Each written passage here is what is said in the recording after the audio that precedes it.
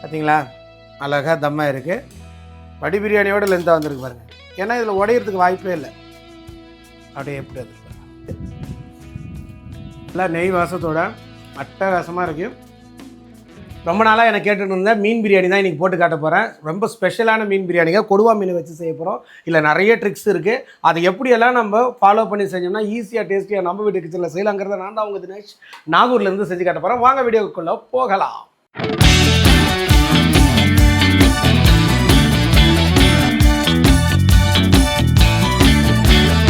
இந்த பிரியாணி செய்யறதுக்கு 3 ஸ்டெப்பை ஃபாலோ பண்ண போகிறோம். மீனுக்கு மசாலா போட்டு வறுத்துக்க போகிறோம். அதே போல் பிரியாணிக்கு மசாலாவை தனியாக தாளிச்சிக்க போகிறோம்.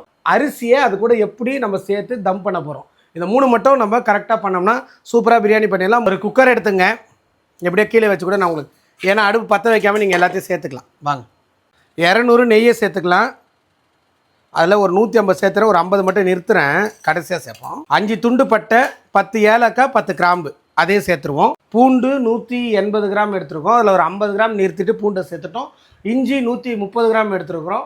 அதில் ஒரு 50 கிராம் நிறுத்திட்டு மீதி இருக்கிற இஞ்சியை குக்கரில் சேர்த்துட்டோம். கல் உப்பு 50 கிராம், சக்தி தனி மிளகாய்த்தூள் 10 கிராம், மல்லி புதினா 50 கிராம்.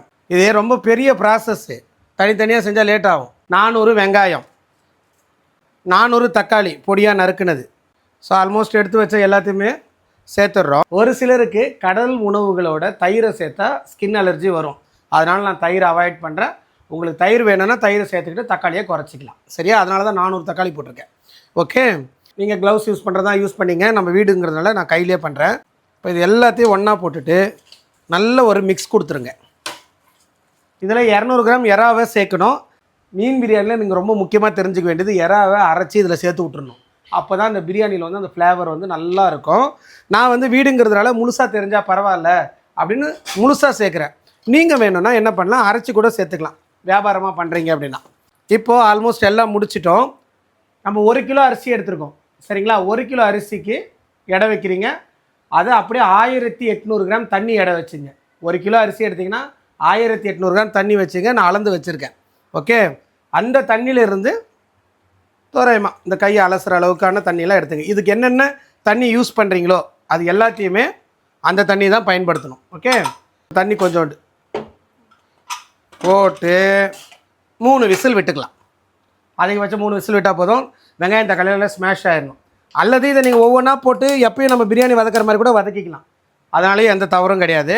இந்த கேப்பில் மீன் வறுக்கிறதுக்கான மசாலா, ஒரு பிரிஞ்சி இலை, ஒரு அனாசிப்பூ, ஒரு மராட்டி மொக்கு, 3 துண்டு பட்டை, 3 ஏலக்காய், 3 கிராம்பு, ஜாதி பத்திரி ஒரு 1/4 பூ, மல்லி 1/2 ஸ்பூனு, சோம்பு 1/2 ஸ்பூனு, 5 பச்சை மிளகாய் நான் சேர்த்துக்கிறேன்.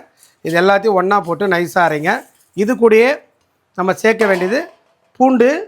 மொத்தத்தில் நம்ம ஒரு 50 கிராம் நிறுத்தி வச்சோம்ல, அந்த பூண்டை சேர்த்துக்கலாம், இஞ்சியும் சேர்த்துக்கலாம். நீங்கள் அதுலேருந்து நிறுத்துகிற எல்லாத்தையும் இதில் சேர்த்துங்க. இது கூட ஒரு எலுமிச்சை பழம் விதை இல்லாமல் லெமன் ஜூஸை சேர்த்துக்கலாம்.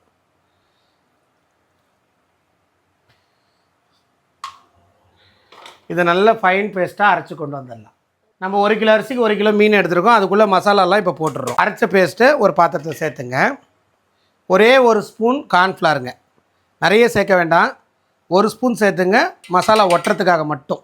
தூள் உப்பு அதிகபட்சம் ஒரு 5 கிராம், அதுக்கு மேலே சேர்க்க வேண்டாம். ஒரு 5 கிராம் அளவுக்கு சேர்த்துங்க. ஸோ இதை நல்லா மிக்ஸ் பண்ணிடுங்க. மிக்ஸ் பண்ணிவிட்டு இந்த மீனோட கலந்துருங்க. தண்ணி இல்லாமல் மீனை சேர்த்துங்க.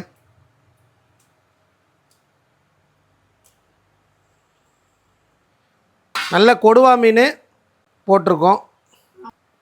மசாலாவை போட்டு ஒரு 10 நிமிஷம் ஊறட்டும்.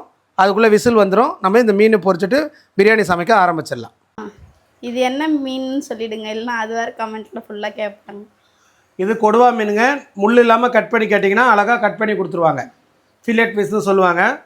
நீங்கள் வெட்டுறவர்கிட்ட சொன்னீங்கன்னா அவரே கட் பண்ணி கொடுத்துருவார். ஓகே, அந்த 1/800 தண்ணி எடை வச்சுங்க. 1800 கிராம் எடை வச்சுங்க. தண்ணி கொதிக்கிட்ட ஒரு பக்கம் குக்கரில் இது ரெடி ஆகிட்டுருக்கு. இந்த கேப்பில் இந்த மீனை வறுத்துடலாம். அடுப்பை பற்ற வச்சு பாத்திரத்தை வச்சுங்க. இது ஒரு 7 லிட்டர் தண்ணி கொள்கிற மாதிரி பாத்திரமாக இருந்தால் ரொம்ப நல்லது. இதில் 200 கிராம் எண்ணெயை நான் சேர்க்குறேன். என்கிட்ட எதுவுமே எம்எல் கிடையாது, எல்லாமே கிராம் தான். ஏன்னா வெயிட் ஸ்கேலில் வச்சு தான் போடுறேன். 200 கிராம் எண்ணெயை சேர்த்துங்க. எண்ணெய் நல்லா காயட்டும். இந்த மீன் முழுசாக பொரியக்கூடாது, பாதி வேக்காடு தான் வரணும். எண்ணெய் இப்போ காஞ்சிருச்சு, காஞ்ச உடனே அப்படியே ப்ளேஸ் பண்ணிக்கலாம். பாதி வேக்காடு தான் வரணும். ஓகே, இந்த மசாலா கோட் ஆகிற அளவுக்கு கார்ன்ஃப்ளவர் சேர்த்தா போதும். ரொம்ப வசவசம் சேர்த்துட வேண்டாம். போட்டு திருப்பெல்லாம் வேண்டாம். ஒரு 5 நிமிஷத்துக்கு அப்படியே விடுங்க. லேசாக ஒட்டின மாதிரி வரும், பிரச்சனை இல்லை. மீன் ரொம்ப சாஃப்டான பொருளாக, அதனால் கொஞ்சம் பார்த்து பார்த்து பொறுமையாக செய்யணும்.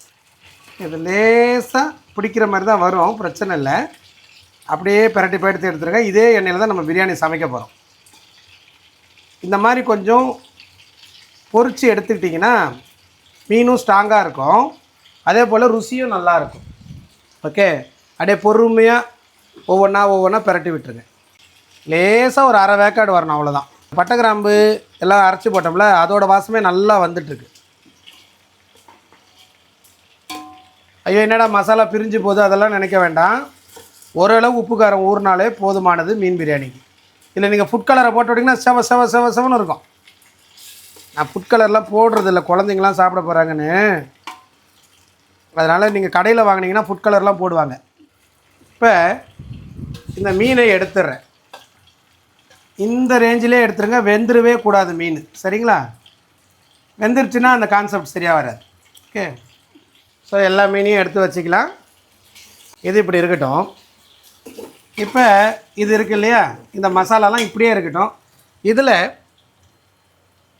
ஒரு கைப்பிடி முந்திரி பருப்பு போட்டு அப்படியே நிதானமாக வறுத்துங்க, கோல்டன் ப்ரௌனாக வரட்டும்.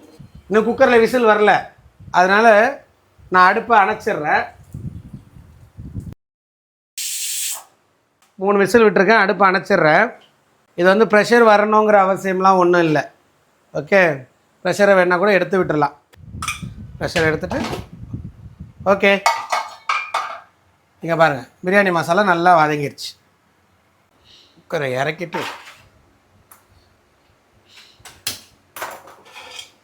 இந்த முந்திரி போட்டோம்ல, மீன் வறுத்து எடுத்தோம் இல்லையா, அந்த எண்ணெயில் இந்த வதக்கின மசாலாவையும் போட்டு நல்லா ஒரு 4 கொதி வரட்டும். கொஞ்சம் நஞ்சா இருக்கிற அந்த பச்சை வாசம் எல்லாமே போயிடும். அது வரையும் கொதிக்கிட்டோம். கொதிச்ச உடனே இந்த சுடு தண்ணி எடுத்து இதில் ஊற்றிடலாம். பாருங்கள், எண்ணெய் நல்லா பிரிஞ்சு வர வரையும் ஒரு வதக்கி விட்டுருங்க. வதக்கி விட்டுட்டு இதில் லெமன் ஜூஸ் விதை இல்லாமல் இதில் ஒரு பழம், சரியா? போட்டுட்டு இங்கே பாருங்கள், தண்ணி வச்சோம்ல, அதுவும் சூடாயிடுச்சு. அணைச்சிக்கலாம். அப்பா, அப்படியே மொத்த தண்ணியும் சேர்த்துடலாம். உடனே கொதி வந்துடும்.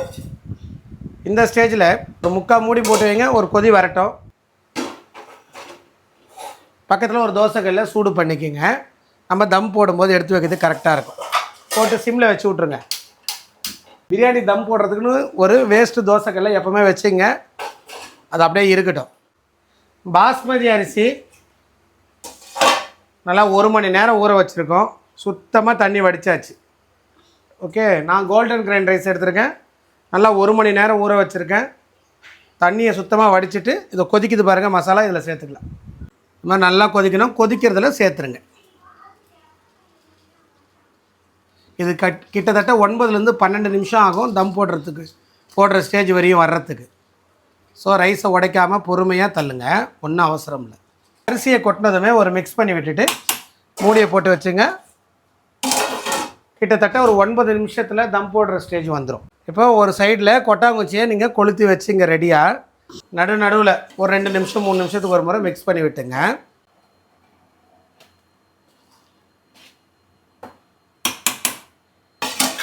மற்ற நேரம் மூடி விட்டுக்கலாம். கிட்டத்தட்ட 7 நிமிஷம் ஆகிடுச்சு. எந்த மாதிரி ஆகிடுச்சு பாருங்கள். போட்டு கண்ணாமண்ணான்னு கொண்டக்கூடாது. பாஸ்மதியை பொறுத்த வரைக்கும் இன்னும் 2 நிமிஷம். ஆல்மோஸ்ட் அந்த டைம் வந்துருச்சு. பக்கத்தில் தோசைக்கல் சூடாகவே இருக்குது, சரிங்களா? எல்லாமே இந்த ரைஸும் மசாலாவும் கலந்து வந்துருச்சு பாருங்கள். உப்பு காரம் செக் பண்ணிக்கோங்க. உப்பு காரம் புளிப்பு 3மே கூட இருக்கணும். உப்பு காரம் புளி 3மே கரெக்டாக இருக்குது. ரைஸ் கரெக்டாக வந்துருச்சு. ஓகே, ரைஸு மசாலா ஈவனாக வந்த பின்னாடி இங்கே பாருங்கள், மீன் மசாலா போட்டு அரை வேக்காடு பொரிச்ச மீனை மேலே ப்ளேஸ் பண்ணிக்கோங்க. கொஞ்சம் கொஞ்சமாக கேப் விட்டு எடுக்கிறது ரொம்ப முக்கியம். அப்போ தான் நீங்கள் எடுக்கும்போது உங்களுக்கு ஈஸியாக இருக்கும். இது அரை வேக்காடு தான் இல்லையா, இதுக்கு மேலே தான் இதில் இருக்கிற அந்த எசன்ஸ் வாட்டர்லாம் பிரியாணி கூட கலந்து டேஸ்ட்டு சூப்பராக இருக்கும். கல் பாருங்கள் நல்லா சூடாயிடுச்சு. இது அப்படியே தூக்கி இது மேலே வச்சிடும். இதுவும் கொதிக்க ஆரம்பிச்சிச்சு. கல் சூடாகி, பாத்திரம் சூடாகி, மசாலா சூடாகி கொதிக்கிறது. இந்த ஸ்டேஜில் நம்ம மூடியை போட்டுடலாம். ஓகே, மூடி போட்டு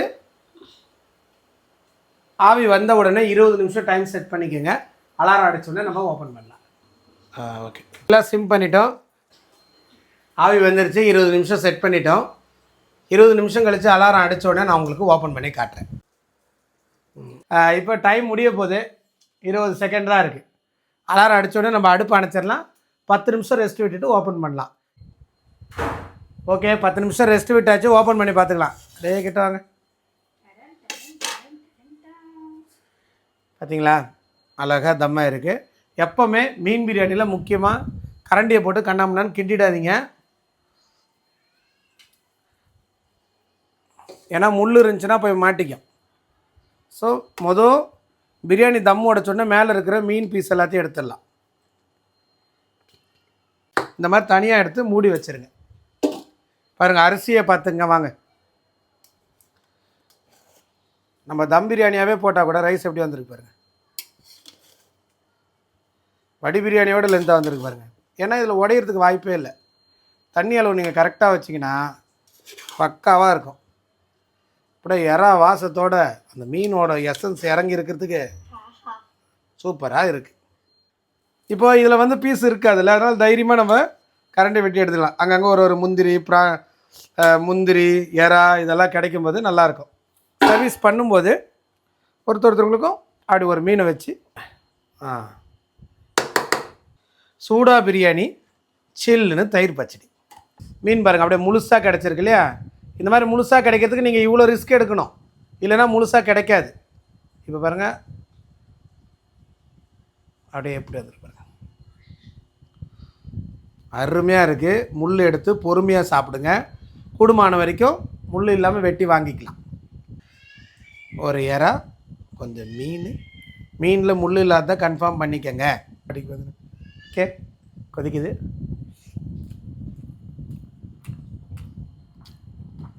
நல்லா நெய் வாசத்தோட அட்டகாசமாக இருக்குது. சூப்பராக இருக்குங்க.